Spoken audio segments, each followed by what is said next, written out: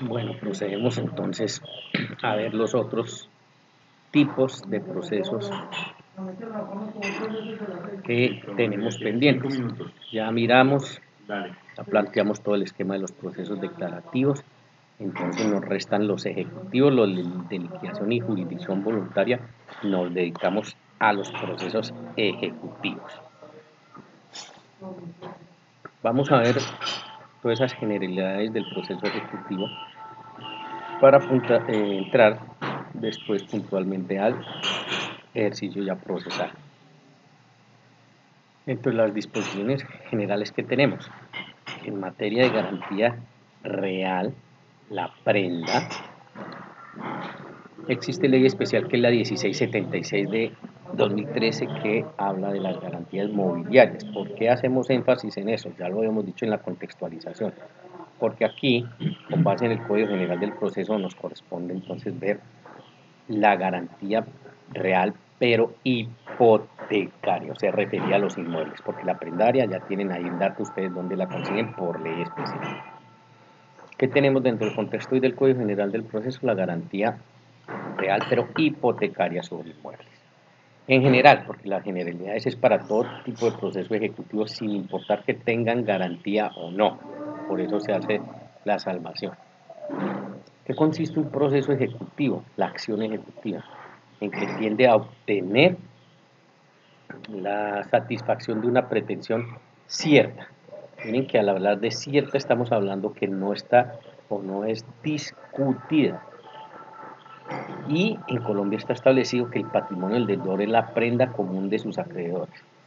Muy importante porque aunque aparece un concepto muy sencillo, en realidad lo es, tiene muchísima implicación, que dispone que todo deudor en Colombia responde con su patrimonio, así de claro, y así de sencillo, y así de extensivo. El Código General del Proceso, entonces el libro segundo, de la sección segunda, se dedica al proceso ejecutivo como un título único, que digamos también que entre las diferencias hoy tenemos que ya no se habla de proceso ejecutivo singular o quirografario, el mixto y el hipotecario, sino una única acción ejecutiva, por lo tanto un solo proceso ejecutivo. Vamos a ver con qué variantes. ¿Dentro de qué principio se mueve? Una máxima satisfacción de la pretensión porque no está en discusión un mínimo sacrificio del deudor, veremos no comprometerlo más allá de lo que adeuda, respeto integrar a los derechos de los terceros para no defraudar a esos terceros, asegurar la protección judicial de esos derechos que ellos tienen, el respeto a la economía social, bueno, en un ámbito como en Colombia de un régimen de propiedad privada, promover la realización del derecho sustancial. Saben ustedes, hoy es un precepto constitucional que se prefiere el derecho sustancial por encima del derecho procesal. El esquema sustancial de la acción ejecutiva está por encima de las formas. Garantizar el debido proceso de duración razonable, esto no solo para el proceso ejecutivo, ya lo vimos para todos, tuvimos oportunidad de referirnos al artículo 121. Y unificar trámite y proscribir ritualidades inútiles es evidente que en los cambios, en las modificaciones incorporadas al Código General del Proceso, pues allí tenemos esa unificación de trámites, tanto que ya no hablamos de tres, o ya hablamos de una sola acción ejecutiva.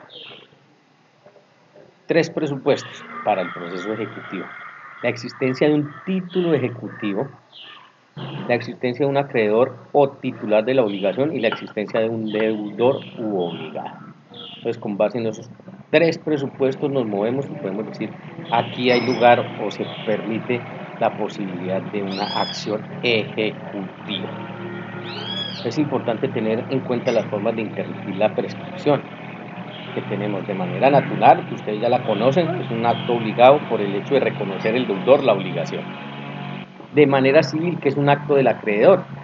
Entonces hoy tenemos en dos eventos, el segundo el nuevo, el primero que ya existía, el tradicional, por la instauración de una demanda civil que interrumpe como efecto, ¿cierto?, la posibilidad de la prescripción. Acuérdense que los efectos de la presentación de una demanda en legal forma son la inoperancia de la caducidad, la interrupción de la prescripción, ya que aparece, ¿cierto? Por eso dice por la instauración de una demanda civil. Y el otro efecto es el tema de requerimiento del móvil. ¿Qué nuevo hoy? Esto es la instauración de una demanda civil y sus efectos ya existe tradicionalmente desde siempre en Colombia, desde el Código de Procedimiento Civil, pero con el Código General del Proceso se dispuso de un nuevo requerimiento escrito. Entonces la importancia del artículo 94 en su inciso final que dice el término de prescripción también, importantísimo este también, dice interrumpe por el requerimiento escrito realizado el deudor directamente por acreedor. Este requerimiento solo podrá hacerse por una vez. Entonces miremos con cuidado ese requerimiento escrito porque tiene unos elementos importantes y como es nuevo, pues ahí ustedes tienen que saber que ya hay otra posibilidad de interrumpir la prescripción. ¿Cuáles son las características que se tiene que dar? Vamos a verlas, ahí está en ese inciso final de ese 94. Requerimiento escrito, obligatoriamente por escrito. Segundo, realizado del deudor directamente al acreedor o por el acreedor. La legitimación en la causa, ¿cierto? Tener la condición tanto de deudor como acreedor. Y el evento directamente, que es un efecto de notificación, acto procesal de notificación directamente. Ha dado para mucho debate que debemos entender y que entendemos o tenemos que entender con base en eso, que debe hacerse según el eje transversal del código para las notificaciones, que sería a través de la notificación por correo certificado. Y el último elemento es que ese requerimiento solo puede hacerse por una vez, no opera más que una sola vez. Va a dar mucho de qué hablar, es realmente novedoso y ahí lo tenemos entonces dispuesto. El primer elemento que nos hablamos que requerimos un título ejecutivo y por eso entonces el 422 nos dice pueden demandarse ejecutivamente las obligaciones expresas, claras y exigibles y veremos el contexto. Por eso siempre se refieren a obligaciones expresas, claras y exigibles, porque acuérdense que no pueden perder nunca tampoco este norte que si estamos hablando de acción ejecutiva, en Colombia es absolutamente obligatorio tener título ejecutivo. Lo otro es las formas, digamos, de llegar a él. Hay unas mucho más sencillas, otras más complejas. Pero sin título ejecutivo en Colombia no hay posibilidad de proceso ejecutivo.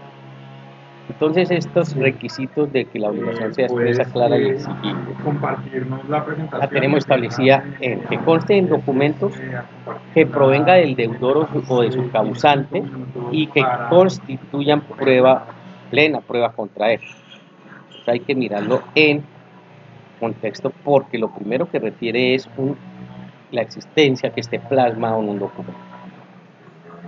Su proveniencia del deudor o de su causante, ¿por qué el causante?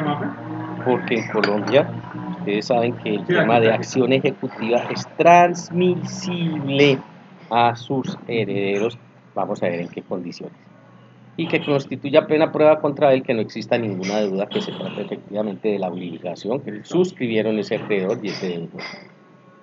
Ese es un evento. Otro, este o y estos os que vamos a ver son disyuntivos o las que emanen de una sentencia de condena proferida por juez o tribunal de cualquier jurisdicción y de otra providencia judicial.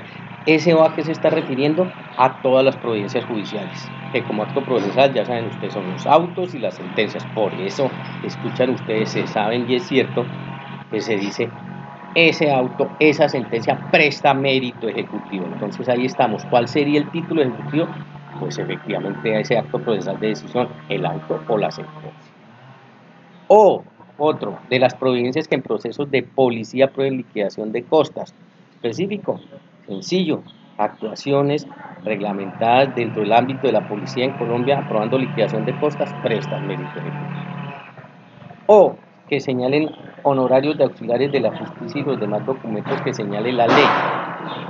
Es muy común honorarios de auxiliares de la justicia que necesitan ser remunerados y por alguna razón no lo hacen o no, la parte que le corresponde no lo hace. Por eso es que los auxiliares de justicia al interior del mismo proceso, sin importar la naturaleza que sea, sino con base en la acción ejecutiva, pueden reclamar sus honorarios porque prestan mérito ejecutivo. También la confesión hecha en el curso de un proceso no constituye título ejecutivo, pero sí la que conste en el interrogatorio previsto en el artículo 184. Entonces, en materia probatoria, la simple confesión en un proceso no daría lugar, pero pues, si sale, si se deriva, si nace en el interrogatorio previsto en el 184, ahí sí podría elevarse a esa categoría y prestaría mérito ejecutivo. Por lo tanto, esos serían los requisitos de fondo o también llamados sustanciales, se refieren al contenido de qué, de ese documento. Ya sabemos, obligaciones expresas, claras y exigibles. La obligación expresa. ¿Por qué expresa? ¿Qué quiere decir expresa? Determinada sin lugar a dudas, en forma inequívoca, debe constar por escrito y nítida manifestación de voluntad del obligado. El concepto declara que consten todos los elementos que la integran: la clase de obligación, el acreedor, el deudor, el objeto o la prestación que se persigue. Y exigible, que es aquella calidad que lo coloca en situación de pago inmediato, así sea plazo o condición. La obligación obviamente debe estar insatisfecha. Claro, si está insatisfecha hay incumplimiento y como consecuencia del incumplimiento y la posibilidad de acción ejecutiva. Porque si vamos al contexto general, pues obviamente que si se establece una obligación entre las partes y ésta se cumple, pues mire que se cumple para las dos partes, porque es un acuerdo de voluntades, por lo tanto ninguna podría exigir nada en torno a ella. Estamos en el evento de una obligación insatisfecha, de una obligación incumplida, y le surge entonces la posibilidad en la acción ejecutiva para que los acreedores en Colombia puedan promover este tipo de proceso y lograr satisfacer su pretensión o sus pretensiones dispuestas. Esos son los requisitos entonces de fondo, esos tres, que la obligación sea clara, expresa y exigible. Hay otros que son los de forma, que es la manera como se exterioriza o se presenta ese título ejecutivo. Entonces, varios elementos también, que consten en documentos que provengan del deudor o de su causante, o de su causante, que lo veíamos allá. Por lo tanto, lo desmenuzamos, que consten documentos, todo tipo de documentos, ¿no? Documentos públicos, documentos privados, y esos documentos públicos o privados, saben ustedes ya que en el contexto hoy de la generalidad de los documentos aún, y con mucha vigencia ahorita y mucha aplicación, los electrónicos. Y cuando habla en plural de documentos, es que guarden una unidad jurídica, se refieren a una misma obligación, pero se denomina título ejecutivo completo porque se requiere de varios. Entonces vamos a ver que podemos iniciar acciones ejecutivas en torno a una misma obligación, pero requiere de varios documentos, de tal manera que habría que arrimarlos y aportarlos todos en esas condiciones. Un ejemplo, un documento, un título ejecutivo completo a través de varios documentos, puede ser en el carácter de las obligaciones alimentarias, que implican varios ítems, ¿no? Y todos ellos estarían adscritos por unidad jurídica, como lo serían los alimentos, manutención en general, vivienda, salud, recreación, en fin, y ahí se constituyen entonces varios, pero que guardan unidad jurídica, por eso es un mismo título ejecutivo, pero complejo, no simple porque lo recoge todos. Que provenga del deudor o su causante, lo decíamos, el deudor en Colombia, y para el deudor está establecido que si llega a acaecer el hecho jurídico de la muerte, pues sus causantes entonces entrarían a velar en las condiciones que está establecido en el código por esa obligación. La autoría intelectual, que autoría de establecerla, que es directa, interviene ese régimen intelectual y material, y la indirecta, que sería solo la intelectual. Decíamos, se hace extensivo a sus herederos, no se tiene que notificar, puede repudiarla o aceptarla con beneficio de inventario, eso lo tenemos ahí presente. Vamos a ver los beneficios, que son tres, aquí estamos hablando ahora del beneficio de inventario. Como se hace extensivo a los herederos, pues ellos tendrían que entrar a responder, pero habría que mirar cómo deben entrar a responder. Y el último elemento, y constituyen plena prueba contra él, ya que el documento sea plena prueba en cuanto a autenticidad, y hoy se presumen auténticos, ¿no? Todos. Documentos públicos o privados emanados de las partes o de terceros en original o en copia, importantísimo, en copia, elaborados, firmados o manuscritos, listo, prestan ese mérito ejecutivo y constituyen plena prueba contra él. En original los títulos valores, ¿cierto?, que nos exigen por ley comercial que deben presentarse pues de esa manera. Solo títulos, valores, no confundirse. Una cosa es título, valor, otra cosa es título ejecutivo. Título ejecutivo es el género, mientras que el título, valor es la especie. Es apenas una de las posibilidades de ese título ejecutivo. Pero siendo título, valor, pues saben ustedes que en actividad o en ley comercial hay que promoverlo con base en el original. Copias informales, los contratos de arrendamiento, la transacción, ¿sí? Bastará el simple copia, porque hoy se elevó a esa categoría que las copias también se presumen auténticos. Ojo que la presunción que permite el ejercicio de derecho a la defensa. Por lo tanto, cuando le corran traslado al demandado, él como mecanismo de defensa podría atacar, si tiene los elementos de juicio y las pruebas, pues ese documento, pero por eso se dice se presume auténtico, está ahí, y cuando se someta a la práctica de la prueba de ese documento, el demandado, en este caso el deudor, podría intervenir para defenderse o atacarlo. Documentos que contengan la reproducción de la voz o de la imagen, todo el ejercicio de los hoy documentos electrónicos. Los memoriales, las demandas, contestaciones, lo que implica disposición del derecho en litigio, los poderes en caso de sustitución, ¿no? Así se manejaban y así se entendía, ¿no? Documentos que reúnan los requisitos para ser título ejecutivo, que ya lo acabamos de ver, son o tienen que cumplir con los de forma y con los de fondo. Y documentos en forma de mensajes de datos, que hoy es extensivo a todo el ejercicio de los pruebas o de los documentos mejor electrónicos. Autos y sentencias, proferidas ya lo sabemos por cualquier autoridad, aún laudos arbitrales. Ustedes saben que los árbitros producen sus fallos a través de no sentencias, técnicamente es hablar de laudo arbitral. ¿El laudo arbitral también tiene esta categoría? Sí, y veíamos también que incluye las condenas en procesos de policía cuando sí esté dispuesto. Por lo tanto, la falta de requisitos a qué da lugar a negar el mandamiento, no a la inadmisión de la demanda, como en algunas ocasiones hemos visto y los jueces allí se equivocan. No, si hay falta de requisitos, pero vamos a ver cómo se manejan, lo que tiene que hacer un juez es negar el mandamiento ejecutivo, no producir un auto inadmisorio para que eso se corrija, porque están insertos o deben estar o deben nacer o provenir precisamente es del título ejecutivo. Entonces miren que aquí, a diferencia con el proceso declarativo, y quiero que presten especial atención, en materia de procesos declarativos, un juez que puede hacer respecto a un documento de esos que se llama demanda, puede admitir, inadmitir o rechazar la demanda. Pero miren que en procesos ejecutivos puede admitir, inadmitir la demanda, rechazarla o negar el mandamiento ejecutivo. Entonces es una característica, quiero que la tengan muy presente porque es una diferencia con los declarativos en materia procesal bien representativa, bien grande. Hablamos del artículo 184, que cuando esa confesión esté dispuesta por el desarrollo de este artículo sí prestaría mérito ejecutivo. Entonces, ¿qué tenemos? Ese medio de prueba denominado interrogatorio de parte en el 184, ya lo vieron ustedes en materia de pruebas, que dice que quien pretenda demandar o tema que se le demande podrá pedir por una sola vez que su presunta contraparte conteste el interrogatorio que le formule sobre hechos que han de ser materia del proceso. Pues aquí todo el contexto de la acción ejecutiva, siempre y cuando eso se pueda llevar a cabo. Lo otro ya es cómo se materializa.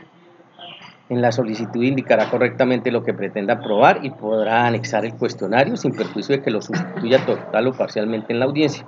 Esto simplemente se refiere a la forma como nos permiten en Colombia practicar ese medio de prueba. Clases de títulos ejecutivos. ¿Qué clases de títulos ejecutivos tenemos? Los judiciales, constituidos en las providencias judiciales que impongan el cumplimiento de una obligación a todo nivel, ya lo parajudiciales, que requieren el reconocimiento de intervención del juez, por ejemplo, las figuras de la transacción o la conciliación, y así se revalidan, pues será un título ejecutivo. Los más comunes, los contractuales, y esto es apenas un listado taxativo, pero es mucho más amplio, porque podríamos decir que es o da origen a cualquier tipo de contrato donde se establezca y se pruebe el incumplimiento de la obligación. Pero ¿cuáles son los más comunes? La transacción extrajudicial, contrato que evita un proceso, ¿cierto? Y se hace fuera de ese escenario, se le permite a las partes. Uno muy común, el contrato de seguros, cumplir con los requisitos. Ustedes saben que en materia de seguros, y lo verán, no es el caso de hablarlo aquí, tiene todo un contexto comercial, el aviso que hay que darle un tiempo, demostrar y probar el siniestro, las cláusulas que establecen cuándo le corresponde a esa compañía de seguros cumplir y cuándo no, en fin, todo lo que ella se deje. Los billetes de lotería como tal son un contrato. Es que miren que el hecho de el tema de transporte público privado es un contrato, porque se establece y está establecido que una de las partes cumple con ese cometido de transportarlo usted, y usted con qué cumple, con pagarle ese servicio. ¿Es un contrato? Claro que sí. Entonces el billete de lotería también se constituye en un contrato, una compañía debidamente aprobada por el Estado para ese posible ejercicio, y usted de la otra parte hace uso de ese billete de lotería que tiene un costo en Colombia, y ahí se establece el contrato. Entonces, en el caso que la entidad que así lo promueva no lo quisiese pagar, ¿qué sucede? Existe la posibilidad de la acción ejecutiva. Quería referir el sorteo, la autenticidad del beneficiario, en fin, hay que presentarlo en original, sin enmendaduras ni tachaduras, bueno, todo lo que concierne a eso. El contrato de arrendamiento, bueno, es común, contrato, pero se establece que en Colombia, como hay tanto ejercicio de esta actividad, pues son muy comunes las tarjetas de crédito, saben ustedes, a toda hora el incumplimiento, ahí mismo las entidades financieras, que derecho tienen el promover una acción ejecutiva. Y en ese mismo sentido, entidades financieras, obligaciones en cualquier denominación. Las tradicionales UPACs, que eran unas unidades de efectos patrimoniales, las VRs, cualquiera, no importa el nombre que le den. Las promesas de compraventa también muy comunes son.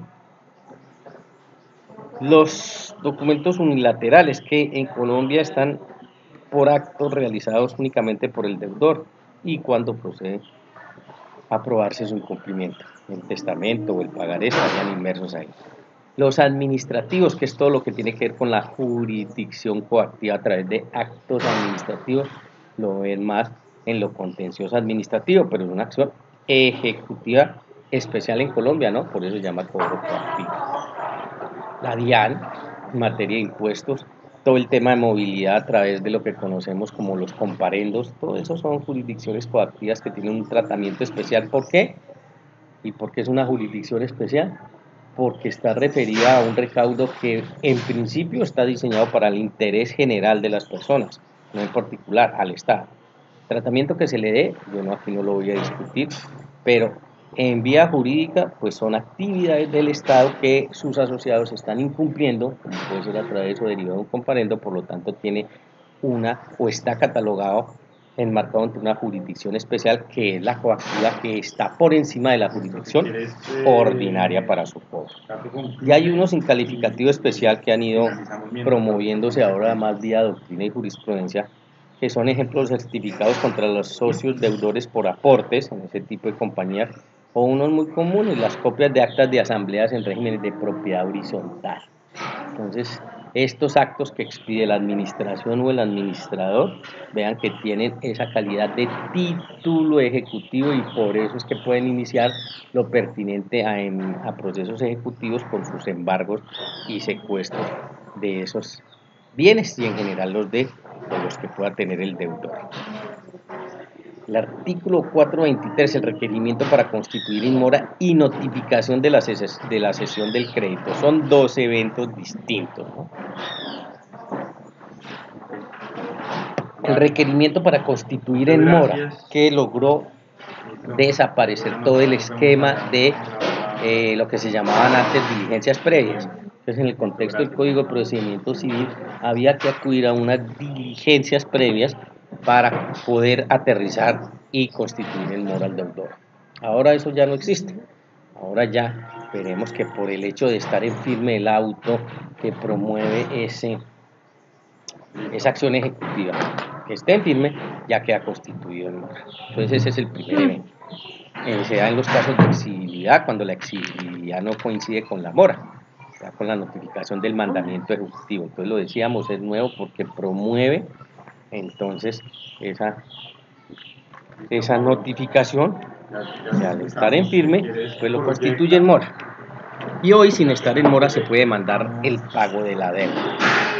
Por eso el artículo 1594 de nuestro Código Civil dice que antes de constituirse el deudor en mora, no puede el acreedor demandar a su arbitrio la obligación principal y la pena, sino solo la obligación principal. Porque esto es un debate que se ha establecido y está todavía en furor, de que es una norma procesal, esta nueva del 423, pero controvirtiendo ese 1594 que es una norma de carácter sustancial. Y ustedes saben que vía constitucional las normas constitucionales, las normas sustanciales sobre todo están por encima de las normas procesales. O sea, lo de fondo por las formas. De tal manera que aquí hay una contradicción, podríamos decirlo así, es todo un objeto de un análisis profundo en torno al 1594 del Código Civil, cuando dice que no se podría hacer, y el 423 que vía procesal con la reforma lo está permitiendo. El segundo evento, que es distinto, cesión del crédito, se da con la notificación del mandamiento ejecutivo cuando el demandante sea un concesionario. ¿Dónde está? Entonces, es necesario notificar la cesión, ¿sí? Cuando la liquidación no es susceptible de transmisión por endoso, que ese es el único evento que lo efectúa. Y la deuda subsiste y al deudor no lo afecta. Por eso estamos hablando de ese segundo evento, cesión del crédito. En Colombia esa figura está permitida. El acreedor puede ceder ese crédito, sí, y no por el hecho de hacerlo, entonces le da pie al deudor o demandado para que desconozca a su acreedor. No, a eso se refiere esta figura y por eso está contextualizada de esa manera. De ahí que en este esquema de las generalidades también tenemos que plantearlo entonces cuáles son las obligaciones que son exigibles ejecutivamente. De conformidad con la clasificación, según la razón de la naturaleza del objeto, entonces las obligaciones pueden ser de dar, de hacer o de no hacer. Entonces nos ubicamos en ese primer escenario, las obligaciones de dar. Y miramos porque todo eso tiene un contexto sustancial, o sea, nuestro Código Civil, y veremos los distintos artículos, permiten y nos orientan que esas son las obligaciones que son exigibles efectivamente en Colombia. Entonces, para que tomen nota, ¿cuáles? Las de dar, las de hacer y las de no hacer. Empezamos con las de dar. Cuando el deudor transfiere a favor del acreedor el derecho de dominio sobre un bien mueble, se cumple mediante la tradición, la entrega que el dueño hace del bien. En el 1605 entonces están definidas las obligaciones de dar. Nuestro Código Civil dice la obligación de dar contiene la de entregar la cosa. Así de sencillo, así se cumpliría. Si no, entonces ¿qué existe o qué se permite? La posibilidad de una acción ejecutiva. Y si esta es una especie o cuerpo cierto, contiene además de entregar la cosa, la de conservarla hasta la entrega, so pena de pagar los perjuicios al acreedor que no se ha constituido en mora de recibir. De ahí que entonces desde esa época y desde nuestro Código Civil está establecido que en Colombia las obligaciones de dar se dividen en tres. Las de dar, hasta ahora estamos en esa especie. Las de dar, las más comunes, dar una cantidad de dinero. Las segundas serían de cuerpo cierto y las terceras las de género o especie. Entonces miren, de entre las obligaciones de dar, ya saben ustedes también, existen tres. Dinero, que son las más comunes. De cuerpo cierto, obligaciones de cuerpo cierto, que se refieren ellas, que el bien mueble está descrito y por eso es tal su descripción que permite su identificación plena sin lugar a ninguna interpretación. Y las de género y especie, entonces miremos cómo están establecidas. Sobre la definición de estas de género o especie, el 1565 dice que son aquellas en que se debe indeterminadamente a un individuo de una clase o género determinado. Por lo tanto, en un ejemplo, o con un ejemplo les queda mucho más claro. La obligación se establece por el pago de o con base en unos bultos de café. Eso es una obligación, está establecida, hay lugar a los elementos de acreedor, deudor, claro que sí, pero es de género o especie, porque mire que no llega al evento de cuerpo cierto, toda vez que dice simplemente café. Por lo tanto, si seguimos en el ejemplo y el compromiso era entregar 4 cargas de café, pues mire que no importa de la calidad que las entregue, porque la obligación era género o especie, no de cuerpo cierto, de género o especie, y con café será simplemente el compromiso que se adquirió y allí se tiene que establecer pues con base a él. El 1566 nos dice el cumplimiento de estas obligaciones de género, que dice en la obligación de género el acreedor no puede pedir determinadamente ningún individuo, claro, porque se estableció que solo era café, entonces él no puede decir no, me incumplió porque es que me dio un café o me entregó un café de segunda categoría cuando yo esperaba uno de primera, no, porque era una obligación de género en especie. Y el deudor queda libre de ella, entregando cualquier individuo del género, con tal que sea una calidad a lo menos mediana. Ya que yo creo que el ejemplo es absolutamente claro para ubicarnos en el esquema de las obligaciones de dar en sus 3 divisiones, las de sumas de dinero, que no tienen ninguna lugar a confusión, las de cuerpo cierto y las de género o especie. 1567 entonces dice pérdida de cosas debidas por obligación de género. También el legislador desde la época contempló qué hacer con ella y dice la pérdida de algunas cosas del género no extingue la obligación, claro, y el acreedor no puede oponerse a que el deudor las enajene o destruya mientras subsistan otras para el cumplimiento del que lo deba. ¿Qué se refiere? A que como estamos en ese ámbito de género o especie, no son esas, sino es café simplemente, por lo tanto él puede entregar 4 cargas de café, total de que sean de café. Con este ejemplo yo creo que es muy fácil que ustedes puedan entender hoy ya por qué las obligaciones de género o especie prácticamente es un elemento o una obligación en vía de extinción, porque ya usted como acreedor es poco, muy poco, lo que le interese determinarlas en género o especie. Mínimo como cuerpo cierto. Entonces, ¿cuál es la diferencia? Pues la de cuerpo cierto, ya estamos diciendo allí, ya sí se distingue, ya se determina. Entonces le dice, por ejemplo, cargas de café, pero tipo exportación. De tal manera que si ya es una obligación de cuerpo cierto, le está exigiendo es café, pero tipo exportación, que eso es susceptible de probarse, si se cumple o si se incumple.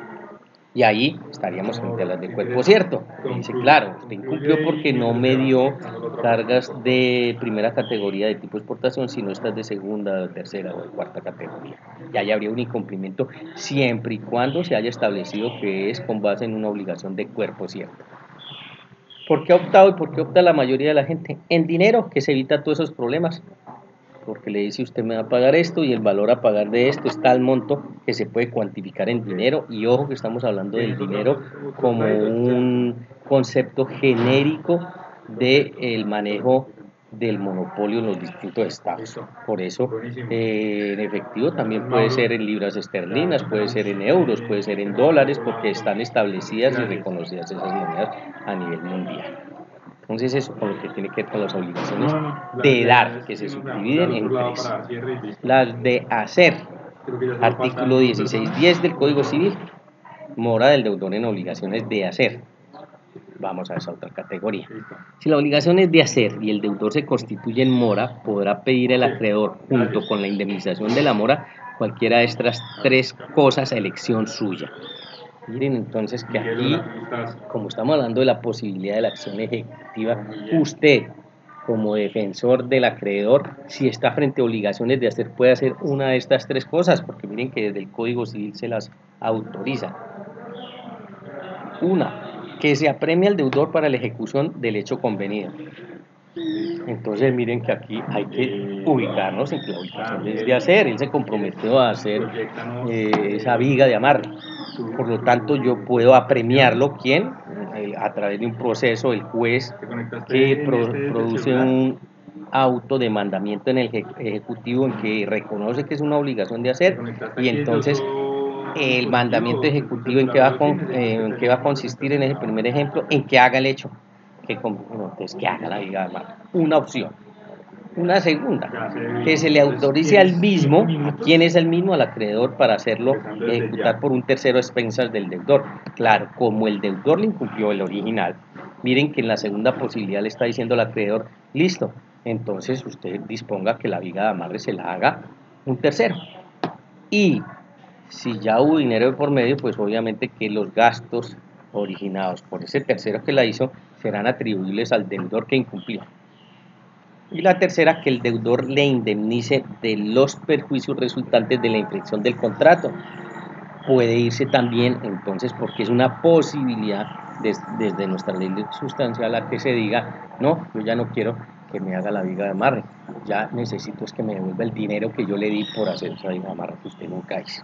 Entonces tienen esas tres opciones. ¿Quién las elige y quién las puede elegir? El acreedor. Por eso es que es tan importante para ustedes, porque ustedes estarían en ese caso pues amparando y velando por los servicios del acreedor, los intereses del acreedor. Entonces lo primero que yo tengo que hacer ante la posibilidad de una acción ejecutiva, y aquí lo estamos viendo y de eso se trata, es establecer qué tipo de obligación es, porque mi actuar va a ser diferente o puede ser diferente. Si es una obligación de dar, si es una obligación de hacer o si es una obligación de no hacer.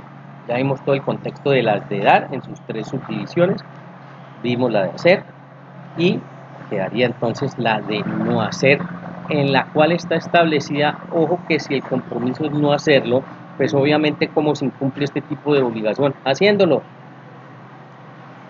De manera que si estamos en un régimen, por ejemplo, de propiedad horizontal y se ha dispuesto por la mayoría, como se hace en las decisiones de régimen de propiedad horizontal, que no se podrá construir arriba de tal altura que significa hasta máximo 2 pisos, porque afectaría, ejemplo, la vista de los otros bienes que conforman esa propiedad horizontal. Pues miren que si una persona llega y construye 3 pisos, pues está incumpliendo la obligación. ¿Por qué? Porque estaba solo autorizada hasta 2 pisos. Entonces está frente a una obligación de no hacer. Yo tendré los mecanismos ejecutivos para hacerlo cumplir lo que nos habíamos acordado, lo que había acordado la mayoría en ese régimen de propiedad horizontal, y era que se alcanzaba solo la altura máxima de 2 pisos. 424. Ejecución por sumas de dinero. Entonces, obligación de dar sumas de dinero. Se puede mandar por capital insoluto más intereses. No es necesario indicar el porcentaje de la tasa, que es variable, y si no varía, pues sí, el índice del mercado, el porcentaje corriente, IPC o ETF, en fin, en lo que sea. Son muy sencillas. Obligaciones de dar, pero sumas de dinero. ¿Cuál es la indemnización que se pide en este tipo de obligaciones? Los intereses. Entonces veremos más adelante que hay que establecer todo el régimen de intereses, ¿no? Si son intereses de plazo, si son intereses corrientes, y hay que verificarlo y establecerlo. Como son variantes, pues está establecido que eso es un hecho notorio y por lo tanto no es necesario indicar el porcentaje. Aquí no se pueden confundir tampoco. No es que no lo solicite, claro que los tiene que solicitar, porque acuérdense que en los procesos ejecutivos el juez está atado el principio de la congruencia. Que hacemos remembranza en qué consiste el proceso de la congruencia, en que el juez debe fallar con base en el actuar de las partes. Por lo tanto, no puede fallar ni extra ni ultra petita. Procesos ejecutivos nomás, ya a eso me estoy refiriendo. Por lo tanto, en materia de ejecutivos hay que solicitarles. Si tengo derecho a intereses de mora, tengo que decir cuáles, aunque no les fije la tasa porque es variable. O intereses corrientes, si es el caso. Si no varía, es una tasa que ya está preestablecida y es fija, pues ahí sí tengo que indicarle yo al juez. Lo más común es que varíe para los intereses de plazo o corrientes y para los de mora. Entonces, cantidad líquida o liquidable por operación aritmética. Claro, dentro de la esquema del título ejecutivo, pues tendría que establecerse si hay unos eventos en los cuales tengo que entrar a liquidar por una operación matemática, pero si ahí está constituida, pues simplemente darle aplicación a esa tabla y ya sería suficiente. El 425 nos habla de 4 situaciones en cabeza del deudor o demandado. si lo quieren, mecanismos de defensa. 4 posibilidades que tiene el deudor o demandado. 1. Pedir la regulación o pérdida de los intereses. Hoy se habla de pérdida de esos intereses con sanción. ¿Por qué? Porque se entiende que si usted lo solicita así, empezando que, bueno, ya vieron en materia penal y se constituye en un hecho punible en Colombia, y entonces se le castiga por su deslealtad, porque dice, pide esos intereses, que es la indemnización cuando se trata de obligaciones por sumas de dinero y usted se excede de ello, pues no solo los pierde, sino que los sanciona.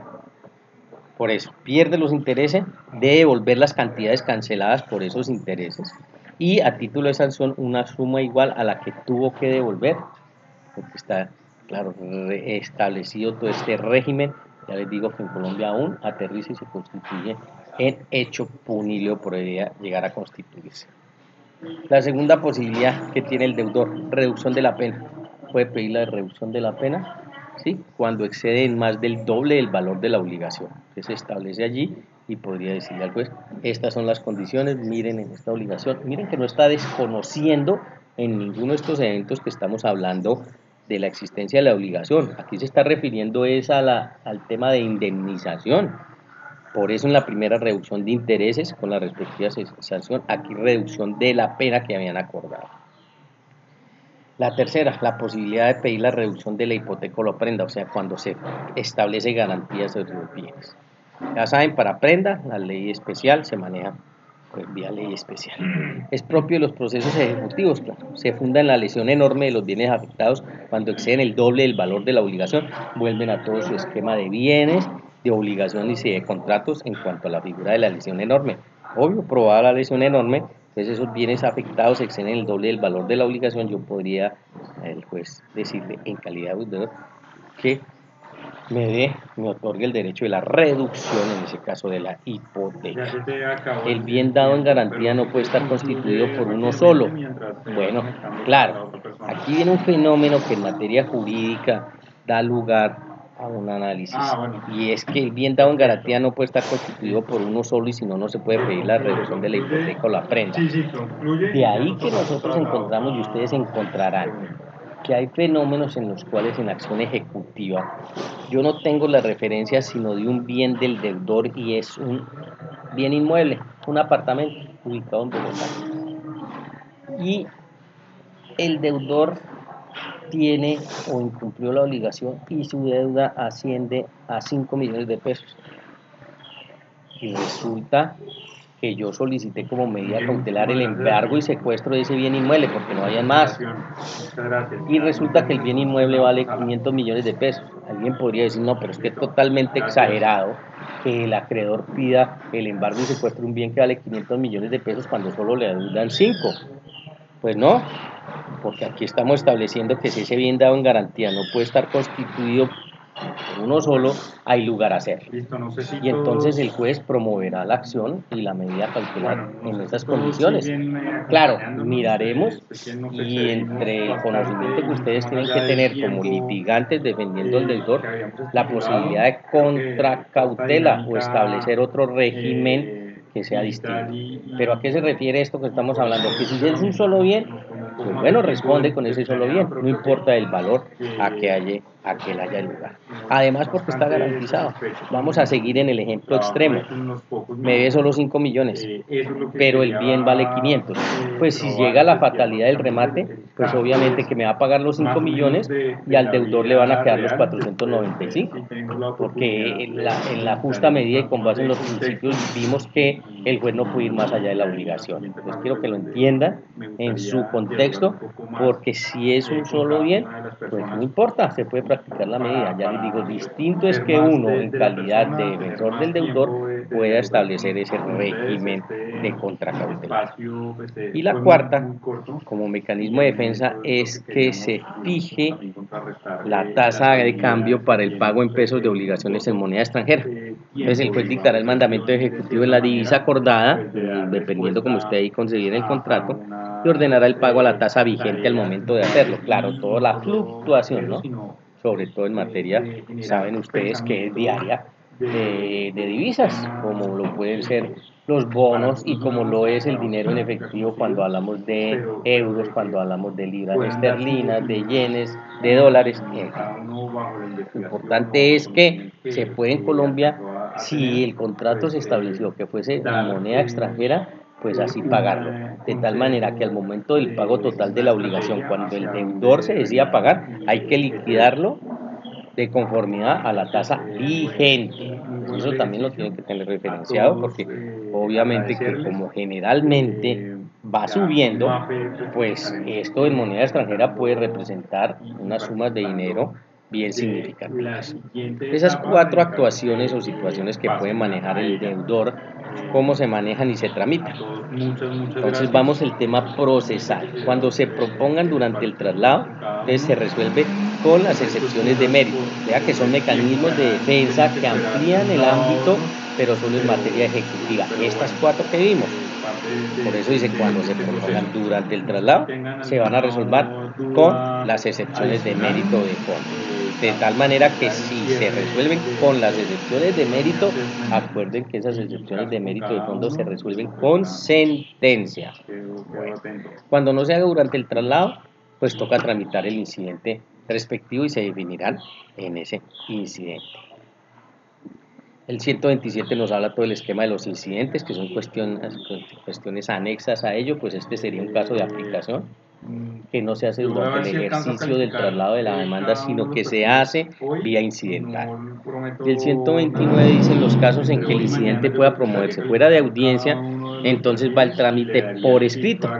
Se corre traslado por 3 días, vencidos los cuales el juez convoca audiencia mediante en el que declarará las pruebas pedidas por las partes y las que de oficio considere pertinentes. Entonces, cómo se desarrolla. Y digamos que son en 2 escenarios, y ahí los tienen dispuestos. Pues mira, o durante el traslado de la demanda, que serán y se resolverán como excepciones de fondo, o cómo no, con las excepciones de fondo de mérito. O por fuera del traslado, que tendrá que ser vía incidental y la aplicación procesal de todo el incidente. La ejecución por obligación de dar o hacer, que estábamos hablando de los artículos pertenecientes a las obligaciones de dar y sobre todo sumas de dinero y todo su contexto. Entonces ahora sobre las de dar o hacer, o sea, cuáles de dar o hacer, las otras 2 de dar, que son distintas a las sumas de dinero, ya saben ustedes, las de cuerpo cierto o género de especie, a esas se está refiriendo. Es para obligaciones de dar distintas sumas de dinero, que son esas 2 que acabamos de mencionar, el demandante puede pedir conjuntamente, ojo, conjuntamente, porque lo decíamos que el Código Civil no lo permite, dispone de que sea de esa manera. Muchas gracias.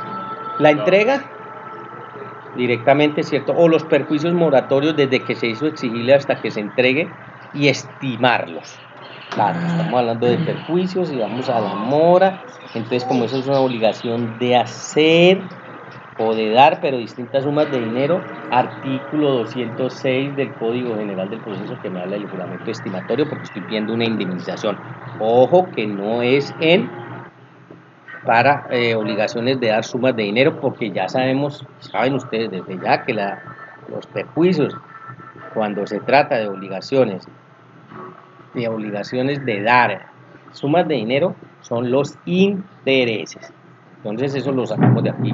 Estamos hablando de las otras obligaciones de dar en las cuales podemos pedir perjuicios que generalmente hay que hacerlos, pues ese es el consejo, porque si hubo un incumplimiento, obvio que hubo un perjuicio, pero acuérdense que yo lo tengo que solicitar, por lo tanto, ojo con el tema de pretensiones y como las armen, por eso estamos hablando del tipo de obligación. Para obligaciones de hacer lo mismo, ¿cierto? Deben establecerlas ahí que tiene la posibilidad de la entrega y los perjuicios que se ocasionaron con esa obligación de hacer en el contexto que la vimos, estimándolos. Al hablar de estimarlos, volvemos al artículo 206 del Código General del Proceso que me habla del juramento estimatorio. El 427 me habla de la ejecución por obligaciones de no hacer y por obligación condicional, entonces las que nos faltaban. Allí son títulos ejecutivos complejos, ¿no? El título ejecutivo consta de más de un documento, ya saben ustedes en las clases que vimos, las clases de título ejecutivo, que hay unos que son complejos, por lo tanto van varios documentos. Por ende, a esos que hay que acompañarles con la demanda, el documento privado, que saben ustedes que tiene que provenir del deudor, documento público si es del caso, la inspección o confesión judicial extraprocesal o la sentencia que pruebe la contravención, cualquiera de ellos, pero es requisito sine qua non para establecer la existencia de título ejecutivo, pues esos documentos. 428, entonces nos ubica en la ejecución por perjuicios, a figura del 206. Vuelven y retoman la figura del 206, que la figura del 206 me dice, cuando yo presente una actuación procesal sin importar, por ejemplo, aquí una demanda, y yo vaya a reclamar perjuicios, o una compensación, o el pago de unos frutos, o el pago de unas mejoras, en esos 4 eventos yo tengo que aparecer en el escenario con juramento estimatorio. Aquí estamos hablando de los perjuicios. Entonces, como resumen y para recogiendo lo que veníamos hablando, los procesos, las obligaciones son de dar, de hacer o de no hacer. El incumplimiento de la obligación, sin importar su naturaleza, la que sea, que me genera perjuicios. Lo que pasa es que yo ya sé que en las obligaciones de dar, que son sumas de dinero, los perjuicios ya están establecidos, que son los intereses. Pero para las otras, o sea, las dos que me faltan de dar, que son las de género o las de cuerpo cierto, yo tengo que pedir los perjuicios con base en el 206. Y si son obligaciones de hacer o de no hacer, que también ocasionan perjuicios por su incumplimiento, y a eso voy yo, pues como demandante, como acreedor, pues también lo tengo que hacer en el contexto del 206. Veíamos que nos dice que el Código Civil que puede irse directamente por perjuicios en caso de todas las obligaciones menos las de sumas de dinero. Es una opción que yo tengo, por eso le digo que ustedes lo tienen que hablar y mirar con su cliente y decir, no, en este caso yo no quiero, como dábamos el ejemplo, que me haga ya la vida de amarre, simplemente quiero que me devuelva el dinero que yo le di. Bueno, ahí puede irse directamente por los perjuicios, ¿no? Porque tendrá que cancelarle el valor de lo que le haya dado sufragado por la viga esa de amarre que no quiso hacer, y lo otro sería que tiene que entrarle a indemnizar por los perjuicios, porque ahí ya toca establecerlo. ¿Qué perjuicio le ocasionó el que no le hubiera hecho esa viga de amarre? Y lo mismo si es una obligación de hacer, de no hacer, en el caso de que podría irse directamente también por los perjuicios. O puede pedir perjuicios compensatorios subsidiariamente por si no se cumple lo dispuesto en el numeral primero. Entonces ahí se confeccionará la demanda diferente, ¿cierto? La demanda ejecutiva, porque mi pretensión principal va a ser, y lo colocábamos en ejemplo, que efectivamente primero insisto en que me haga la viga de amarre, pero como consecuencia de ello, si no se hace en el plazo establecido o en el tiempo que se le concedió, subsidiariamente por los perjuicios compensatorios, que volvemos a todo el esquema que acabamos de explicar a través del 206. Y lo otro son las obligaciones alternativas. El 429 me habla de obligaciones alternativas. Son varias, porque si me está hablando de alternativas me está hablando de pluralidad. Entonces el demandante escoge una obligación, porque existen varias con la demanda. Si no, no podemos hablar de alternativas, porque ¿con cuál la alternaríamos? Por eso tiene que ser varias. Pero se le corre traslado al demandado y él escoge con cuál pagar. En principio, entonces, miren que existiendo las obligaciones alternativas, que no es común, pues miren que como son varias, el deudor puede escoger cuál de ellas pagar, porque tenemos A, B y C. Siendo alternativas, con A, B o C se paga. Durante el traslado al deudor, o sea, al demandado, él puede escoger y pagar con la B. ¿Listo? Porque el acreedor le dio la posibilidad que fuesen A, B o C. Y si incumple, se sigue por la pedida y sí por el demandante. Entonces, digamos que la primera oportunidad, teniendo la obligación alternativa o existiendo obligaciones alternativas, para cumplirla tiene ¿quién? El deudor. Escoge cuál. Pero si el deudor escoge o no hace uso del traslado, o no escoge con cuál pagar, entonces se le traslada al demandante, quien él será el que promoverá con cuál pagar. Entonces él le dice ahí ya, me paga con A, me paga con B o me paga con C. Ojo que son alternativas y con cualquiera de las tres cumpliría. Sobre el mandamiento ejecutivo, artículo 430. Este es complejo, lo miramos, cómo está concebido hoy, y ustedes se forjan su criterio jurídico en torno a él. El juez lo puede negar por deficiencias sustanciales o formales, o sea, en cuanto a los requisitos. Ya lo saben ustedes, es una posibilidad que solo cabe en procesos ejecutivos en el cual él niega o puede negar el mandamiento ejecutivo. Pero claro, como el juez siempre lo tiene que hacer basado en la ley, que tiene que manifestar que hay ausencia o deficiencia de los requisitos formales o sustanciales. Y ya saben que ahí la actitud del juez no es inadmitir la demanda, sino negar el mandamiento ejecutivo. No hay lugar a una acción ejecutiva. Bueno, entonces presentada la demanda y el documento que preste mérito ejecutivo, que saben ustedes que es imprescindible, el juez librará mandamiento ejecutivo y ordenará el pago en la cantidad adecuada. El juez hace ese control, aun si el demandante se excede, que no es causal de inadmisión. Entonces miremoslo con cuidado también. El juez libra mandamiento ejecutivo, y quiero que entiendan aquí y hagan una diferencia también en que el mandamiento ejecutivo es extensivo a todos los procesos ejecutivos, a todo tipo de obligaciones, porque se comete un error y es muy común que se hable de mandamiento de pago. Entonces, ¿el mandamiento de pago existe? Claro. Pero el mandamiento de pago solo existe cuando estemos hablando de obligaciones de dar sumas de dinero, no más. Para todo el resto de obligaciones, ¿de qué tenemos que hablar? Técnicamente de un mandamiento ejecutivo. O sea, eso los invito también que lo tengan en cuenta. Son dos cosas distintas que lo hace mejores de sus otros pares o colegas. Una cosa es el mandamiento ejecutivo y otra cosa es el mandamiento de pago. Claro, yo podría decir el mandamiento de pago es un mandamiento ejecutivo, sí, pero si sé derecho tendría que saber contestar que es un mandamiento ejecutivo solo y exclusivamente para obligaciones de dar sumas de dinero. Entonces, la generalidad del mandamiento ejecutivo, porque las cobija todas. Lo otro es mandamiento de pago. Pero encuentra uno, inclusive en jurisprudencias, que los mismos magistrados a veces hablan de mandamiento de pago y se están refiriendo a otro tipo de obligaciones. No es técnico.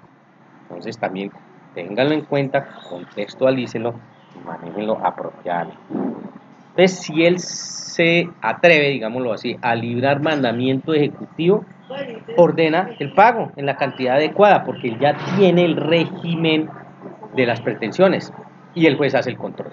Por eso se dice, y ahí se los tengo dispuesto, aun si el demandante se excede, porque él lo controla, entonces establece qué lo que debe pagar. Y no es causal de inadmisión, simplemente adecúa el mandamiento ejecutivo a lo que tiene hasta ahí en el expediente. Y eso es importante y muy importante que lo tengan en cuenta, porque miren que ese control lo hace directamente el juez. De aquí que en materia de procesos ejecutivos, y también es una técnica que yo simplemente se las aconsejo solo para procesos ejecutivos, y usted puede encontrar los formatos, en la demanda ejecutiva, usted encuentra como cosa curiosa que lo primero, el primer subcapítulo, el primer acápite que usted encuentra después de todo el encabezamiento, que es obligatorio para todas las demandas, donde se establece las partes, la legitimación por activa, por pasiva, todo el tema de la forma de actuar y cómo pueden actuar, y eso se establece, llamo yo, en un encabezamiento, así no lo llama la ley. Eso toca para todas las demandas. Pero en los procesos ejecutivos usted curiosamente se puede encontrar, cuando ya tenga cierta habilidad, que usted no arranca con los hechos, usted arranca con las pretensiones, solo en procesos ejecutivos. ¿Por qué? Por la característica y la naturaleza del proceso ejecutivo, en el cual usted ya sabe que allí hay y se dan los elementos, estamos hablando de una obligación, de la existencia de esa obligación que no está en discusión para usted como acreedor y que ha sido incumplida. Entonces usted en esos casos puede, o en ese tipo de procesos, y es en el único, usted puede atreverse a hablar de primero de las pretensiones.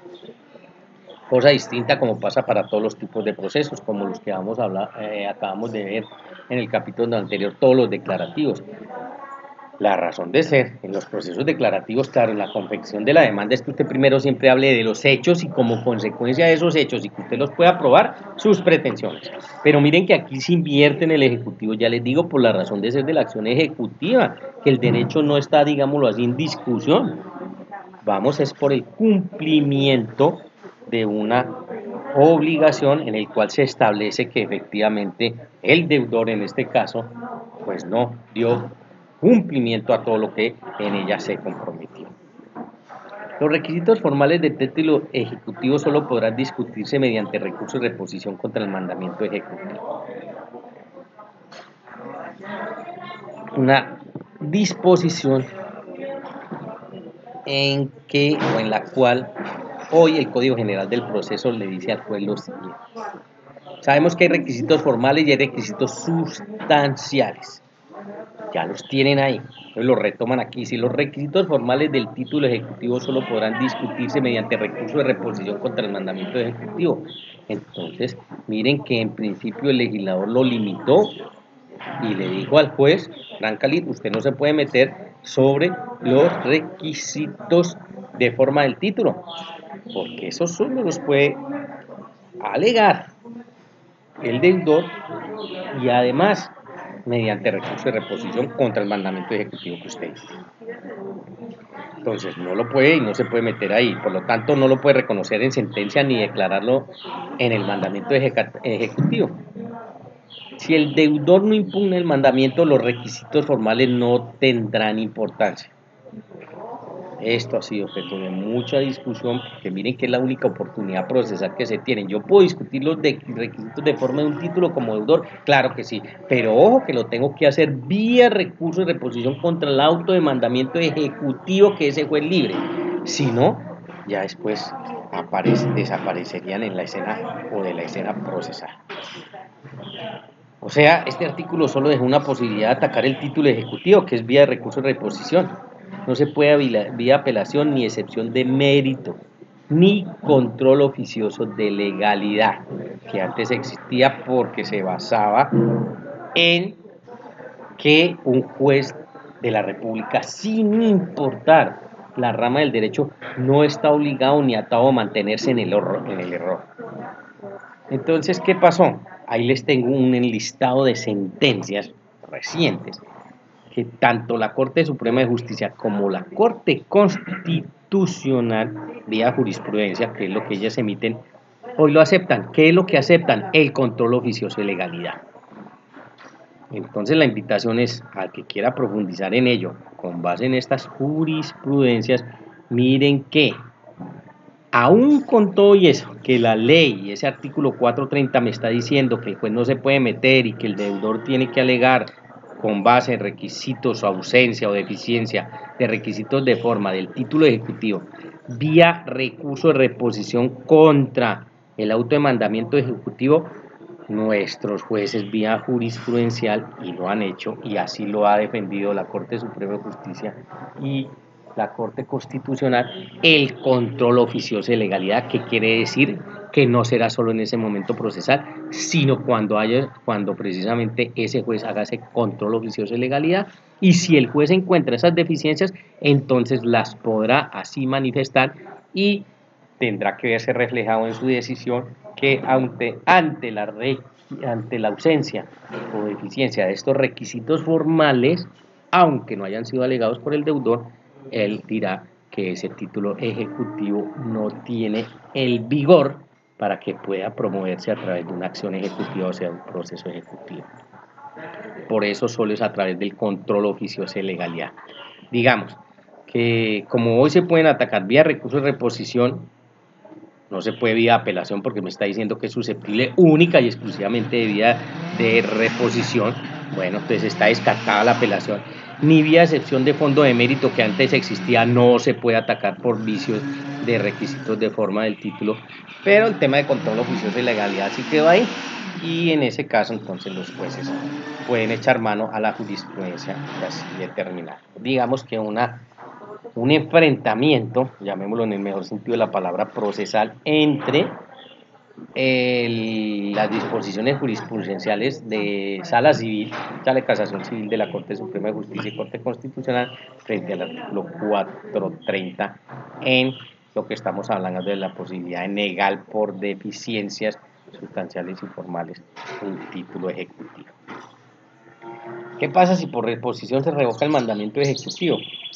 Entonces vamos a ese escenario procesal. El demandante tiene 5 días después de la ejecutoria para presentar una demanda declarativa y el mismo juez dentro del mismo expediente la atendería.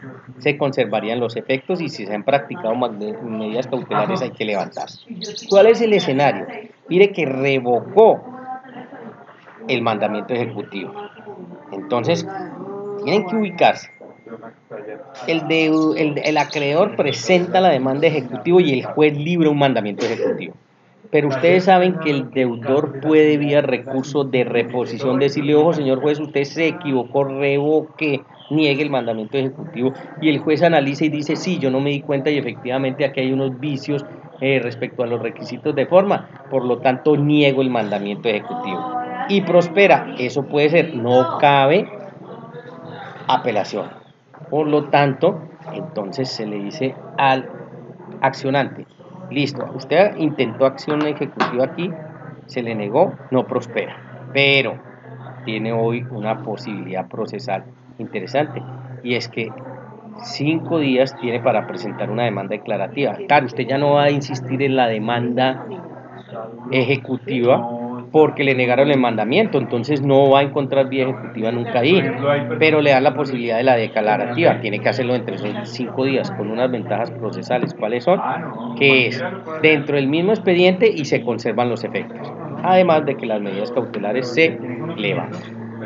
Otro ente, si el juez libra auto admisorio de la demanda, la notificación es por estado y se pueden ordenar medidas cautelares. Ojo, vamos en orden, aquí ya es si el juez libra auto admisorio de la demanda, negó el mandamiento ejecutivo, pero el demandante aprovechó y dentro de los 5 días intentó una acción declarativa y le prospera, pues el juez ya no va a librar un auto de mandamiento ejecutivo, ¿qué va a librar? Un auto admisorio de la demanda. Que como las partes ya se conocen y las partes ya están vinculadas, entonces ahí simplemente notifica por estado. Es un auto admisorio de la demanda, pero que no se va a notificar personalmente, sino se va a notificar por estado. La razón, porque ya se conocen las partes. Y otra consecuencia procesal es que se pueden ordenar medidas cautelares sobre o con base en la acción declarativa. Vencido el paso previsto en ese inciso, la demanda podrá formularse en proceso separado. Ese trámite de la demanda declarativa no impedirá formular el trámite del incidente de liquidación de perjuicios en contra del demandante si a ello hubiera lugar. Bueno, otro evento procesal que hay que considerar, y es que ya intentó, o sea, aquí retomamos, resumimos y recuperamos todo lo que hemos dicho.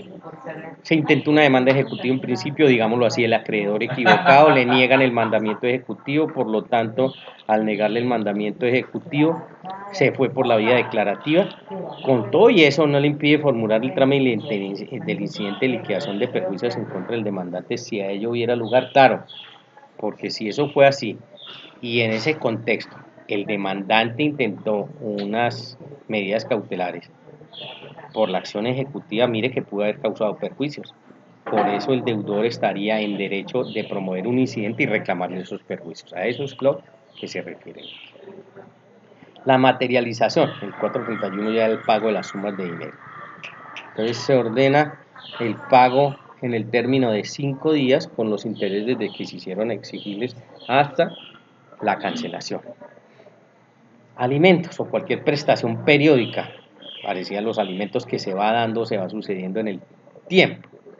Entonces podrá pedir por las sumas vencidas más las que en lo sucesivo se causen, y así usted lo tiene que solicitar en la pretensión, porque si le ha incumplido los meses de mayo, junio y julio, pues seguimos en la actuación procesal y se van a seguir dando las cuotas alimentarias. Por eso usted en la pretensión, usted puede decir, y las que se causen de aquí en adelante, que debe pagar dentro de los 5 días siguientes al vencimiento de cada una de ellas. El tema de la cláusula aceleratoria, cuando hablamos de la paga, es el pago de sumas de dinero. Cláusula aceleratoria, miremos sus dos nombres, que es la que conforman esta institución para entenderla. Cláusula, dentro de un contrato, acuerdo de voluntades, las partes así la estipulan y la aceptan. Aceleratoria, ¿a qué se refiere y qué es lo que acelera el pago?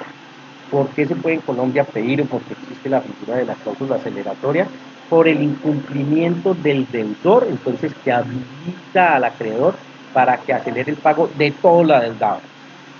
Es muy común, ¿no? Entonces ahí también se pueden encontrar el escenario en el cual él o la parte diga, no, pero es que yo solo debo 1 o 2 meses, pues yo le pago esos 2 meses y seguimos con los otros 5 años que me faltan de pagar. No, si procede la posibilidad, porque usted la ha pactado así, por eso se llama cláusula aceleratoria, el acreedor está en el derecho de reclamarle todo lo adeudado. Por lo tanto, le puede decir, listo, aceléreme el pago de todo lo demás. El acreedor debe precisar entonces en la demanda desde qué fecha hace uso de esa cláusula aceleratoria, porque como está dispuesta en el tiempo, miren que es una facultad del acreedor, pero debe ser expresa y debe manifestarla en la demanda y decirle a partir de tal fecha. Entonces se hace claridad sobre el momento en que se hace exigible la totalidad de la obligación y la fecha en la que despunta la prescripción, claro, porque si el acreedor tiene esa posibilidad, pues se va a determinar es a partir de la exigencia que él haya hecho en la demanda correspondiente. La materialización de la demanda ejecutiva de dar sumas de dinero. Entonces nos ubicamos en esta y trabajamos esta, estamos solo en esta. Esto ya es para la práctica, esto ya es en lo que corresponde a la actividad procesal, pero en la práctica, ante los juzgados. Entonces, para determinar la cuantía, ¿cómo? Porque voy a presentar la demanda y entonces aquí ustedes ya empiezan a tener todo el contexto de cómo presento una demanda ejecutiva. Ya barrido toda la parte general. Ya sabemos que es todo el contexto de lo que es una acción ejecutiva, cuando tengo lugar a ella, me ubico en las obligaciones, si es una obligación de dar, si es una obligación de hacer o si no es obligación de no hacer. Todo eso usted ya lo tiene barrido, ya lo tiene definido. Aquí aterrizamos en que es una demanda ejecutiva con base en obligaciones de dar sumas de dinero. Entonces voy a establecer mi juez competente, que es lo primero que tengo que hacer, ¿no? Porque ya la jurisdicción la barrí. Ya sé que esa jurisdicción es en lo ordinario, en lo civil. Es un proceso de la jurisdicción civil. Entonces lo otro, segundo evento, que siempre lo tienen que hacer así. ¿Cuál es mi segundo reto? Juez competente. Entonces, como estamos hablando de sumas de dinero y estamos hablando de obligaciones incumplidas y perjuicios, pues se puede cuantificar. Por lo tanto, mira la cuantía.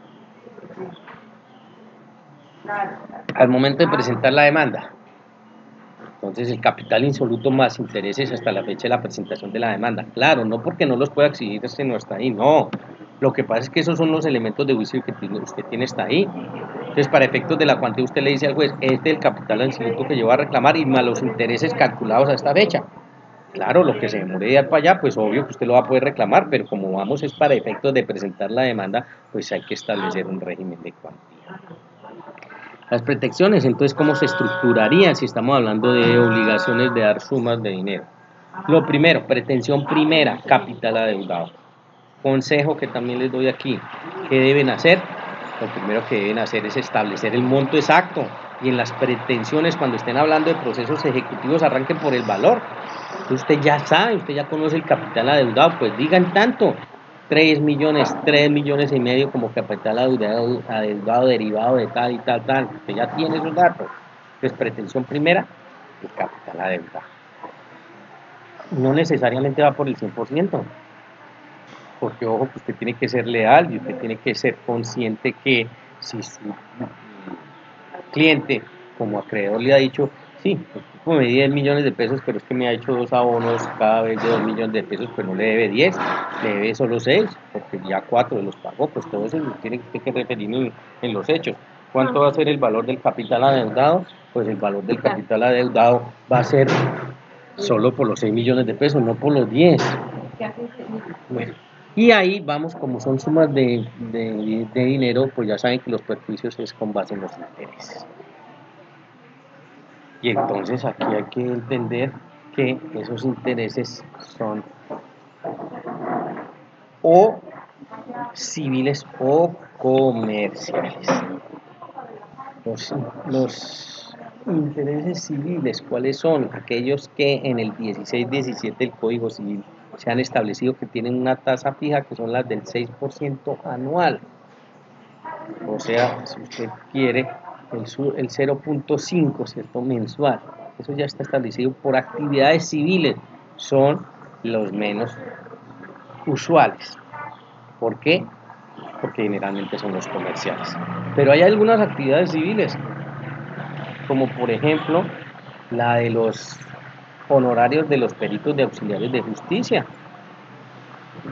en general, no solo de los peritos, sino de todos los auxiliares de justicia, los cuales como su actividad no es comercial, entonces es una actividad civil y no se pueden pedir intereses comerciales porque generó intereses civiles, pues tengo que ir con base en el 16-17 y establecerlos así, que ya tengo la tasa.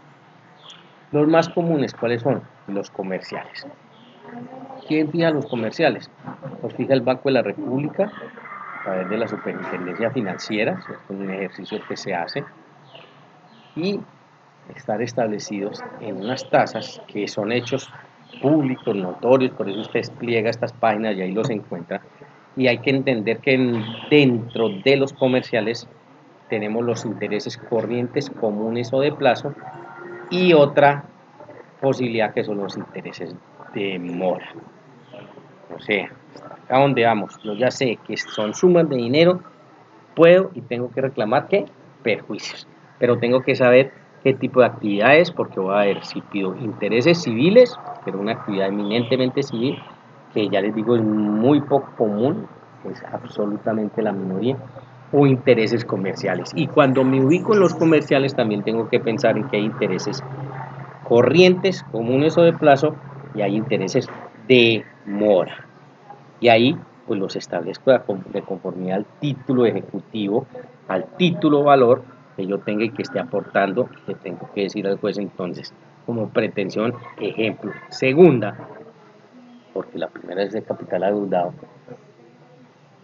tanto valor, 3 millones de pesos, por concepto de los intereses corrientes o de plazo establecidos en el título, valor y de tal y cual y conformidad y como los pactaron, siempre y cuando estén dentro del régimen de que se pueden cobrar, ¿no?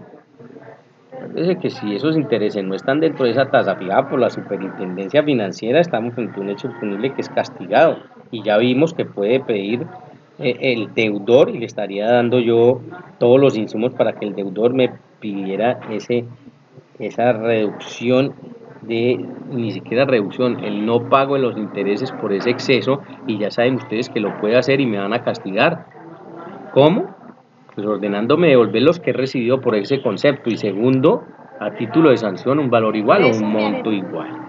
De ahí que establece entonces, pues con régimen tanto como los corrientes como los de mora. Decíamos que es importante porque aquí vienen en la práctica pues todas las preguntas a las cuales ustedes se ven enfrentados.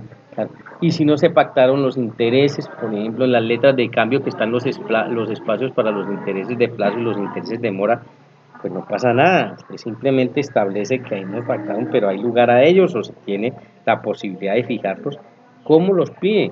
Pues de conformidad a la tasa máxima legal permitida, porque ya sabemos que no nos podemos pasar, pero son susceptibles, claro, de pedirse, hay que saberlos es pedir, pero ahí estarían establecidos. Cuando no se pactan, serán los fijados por la superintendencia, por eso decimos un hecho notorio que usted en el 191 del Código antes de procedimiento civil, hoy siguen siendo un hecho notorio, pues está establecido ese régimen. Hay un límite, que decíamos artículo 88-84 del Código de Comercio que me habla, su sanción por exceso, límite de los intereses. Cuando en los negocios mercantiles, actividad comercial, nos estamos refiriendo a ¿cuáles? A los intereses comerciales, mercantiles. Haya de pagarse réditos de un capital, quiere decir interés, sin que se especifique por convenio el interés, este será el bancario corriente. Está ahí. ¿Cuál? Pues si yo no lo tengo y no se estableció ahí en el título y quedan en blanco, pues los que estén permitidos a la tasa máxima legal que fija la superintendencia. Si las partes no han estipulado el interés moratorio, será equivalente a 1,5 veces del bancario corriente, y en cuanto sobrepase cualquiera de estos montos, el acreedor perderá todos los intereses. Figura que se llama, ella apenas me imagino la han visto y la han tratado, el anatocismo, que es cobro de intereses sobre intereses. Y habría lugar a todo ese régimen. Entonces hay que hacerlo con cuidado, pero también hoy aprendieron y tienen que saber que con base en eso ustedes pueden solicitarlos, así en el título de valor se hayan dejado los espacios en blanco. Lo que no pueden es excederlos, y ojo, porque al excederlos corren el grave riesgo que los pierda con las sanciones que ya hemos visto. Y entonces va la segunda pretensión. A título de resumen, primera, capital adeudado, ojo, seguimos hablando de obligaciones de sumas de dinero. Segundo, intereses, que son los perjuicios por sumas de dinero. Ya sabe, todo el régimen lo aplica, ahí tienen los artículos pertinentes, pues siempre hay que tenerlos en cuenta, hay que moverse entre ellos. Y la tercera pretensión, que sería la condena al pago de costas. Siempre se solicita, por el demandante y sobre todo en procesos ejecutivos, pues que por su actuar pretende ganar y por lo tanto los gastos en que se incurra en la actuación los debe pagar el deudor también, como parte de su incumplimiento. Esto no quiere decir que solo sean 3 pretensiones siempre en el proceso ejecutivo. Que alguien podría decirme, no, pero es que yo vi un proceso y imagínese que habían 25 pretensiones. Claro, ¿por qué surge en una obligación de pagar sumas de dinero? ¿Por qué surge? Porque esos montos pueden ser, como veíamos en el proceso de alimentos, que se van dando simultáneamente. Entonces, si se deben, vamos a colocarlos en ejemplo, 3 meses, pues usted no puede decir, me debe 3 meses a este monto y es tanto y configurar una sola pretensión. No, tendría que ser por el mes de mayo, valor de tanto. Y sobre esa pretensión, que en ese caso sería capital insoluto, surge inmediatamente una de perjuicios. Y entonces usted tiene que colocar, si hay lugar a los intereses corrientes, colocarlo. Y si hay lugar a los intereses de mora, también establecerlos y decir por la cuota de mayo, tanto desde tal fecha hasta que se verifique su pago. Entonces miren que ahí estamos hablando por cada evento mensual de 3 pretensiones. Y si son 7 meses estaríamos hablando de 21 pretensiones. A eso me refiero. No quiero que malentiendan y digan, no, es que el doctor dijo que ahí siempre van solo 3 pretensiones y entonces yo en esos procesos solo meto y puedo meter 3 pretensiones. No, es dependiendo de ese régimen de incumplimiento y usted como lo establezca en el sentido que diga, bueno, hay lugar a intereses de plazo sobre ese monto, sobre ese mes, sobre ese valor, y hay lugar a intereses de mora sobre ese monto, ese plazo o ese valor. Y entonces pueden salir altísimas. Por eso es que en materia de familia, hay muchos que ya han transitado por consultorio jurídico, a veces ven esas demandas supremamente engorrosas en cuanto a esa solicitud, porque se ha hecho diferida como hay que hacerlo mes por mes. Además saben que va variando, entonces el interés de mora no puede ser el mismo para toda la relación porque está diferida en meses. Entonces yo creo por hoy ya esta clase la podemos dejar ahí, esta sesión, de tal manera que vamos avanzando en los procesos ejecutivos de esta manera.